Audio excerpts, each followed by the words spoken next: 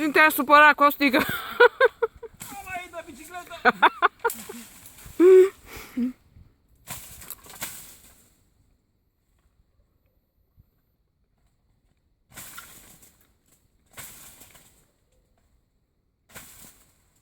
Bine că m-am lăsat mic.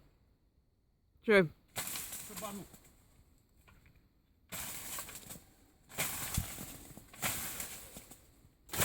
Trebuie să le și culegi acum? Nu, le lasă să muceghească. Deci e extraordinar de bună vremea. N-ai înțeles, Codina, noi trebuie să culegem. Eu trebuie să mănânc, nu vreau să mă mai ajutați. Deci excelentă vremea mi-a permis să bat cinucul.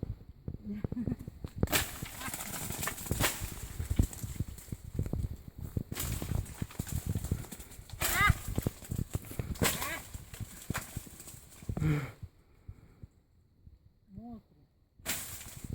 Vrei să dai de acolo? Unde că dacă aici am găsit petroliu? Mută-te! Place să trăiesc periculos.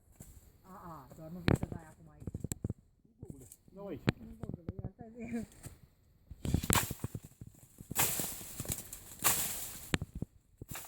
Vezi ce înseamnă, băi, pământul? Tu te plimbi cu bicicleta, el dă roade. Da? Nu trebuie să faci nimic. Decât să plimb cu bicicleta, că dacă îmi dă cineva nu era aici. Mamă, mai ții minte că trebuia să dai cu capul de nuc? Nu mai știu de ce. Pentru vopsea, nu? Asta o să rămână în istorie. Uite nucul ăsta. Știi cum e?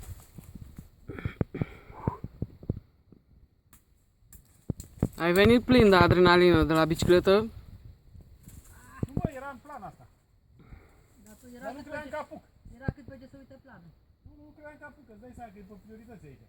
Mă dau cu bicicletă și ce? Mai car niște mobilă, băiați, nu cum? După aia e cu nucul, cu alte. Dar uite că...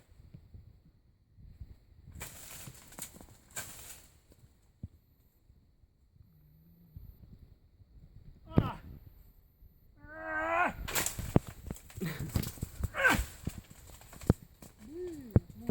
Ah!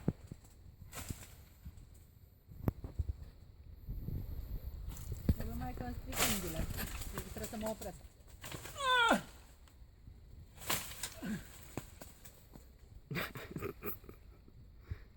Corina, măcar te-am bombardat un pic? Ia. Trebuie să-ți plătesc eu niște polițe de pe la serviciu. O să dai și în avans, nu? Nu știu vreau de avansuri nu se dau, decât între orele nu știu care și nu știu care. Polițe de la serviciu. Da, uite că nu te-am sfătui mereu numai de bine. Recunoaște. Nu te-am sfătui mereu numai de bine. Uite, mai e o cracă.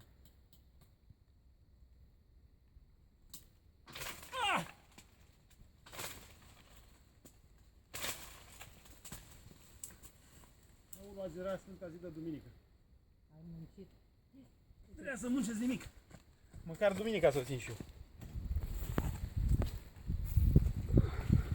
Da, a început să plouă serios. Hai nu se bani mine. Au! Asta, da. Acum ai nimerit. Deasupra mea, bă. Acum ai nimerit, Costică. Vezi că mi-a făcut datoria cu vârși în desat. Deci dracu mă mănâncă pe aici, furnica. Hai să mergem că plouă mai rău decât... A început să plouă. Are nimic, are nimic. Eu uite de schimb. Uite de mă plouă, de mă rupe.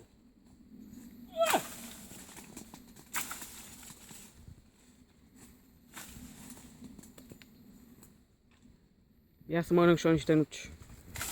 Asta că mai rânci pentru posterioritate.